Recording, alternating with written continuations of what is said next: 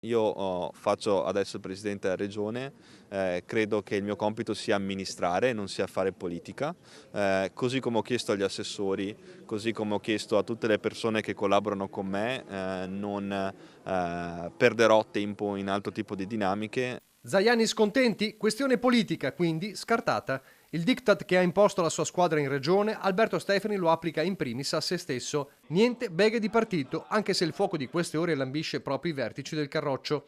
E così il governatore rimanda al mittente di sfoghi come quello di Alberto Villanova e ribadisce quanto detto al Palevin di Arcade. Le parole di Zaia, il cosiddetto manifesto del Foglio, sono in linea con il programma di governo della regione che lui stesso ha messo in moto.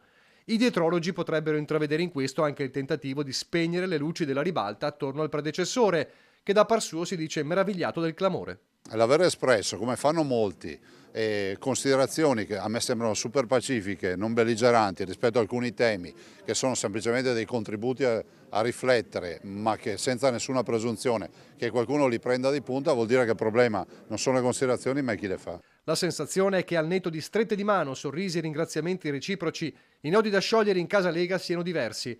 Nodi che dovranno prima o poi venire al pettine, se lo stesso Zaia, sul Vannacci numero 2 del partito che ha stigmatizzato il suo manifesto, commenta così. Lui è un vice e quindi ha espresso un vice parere.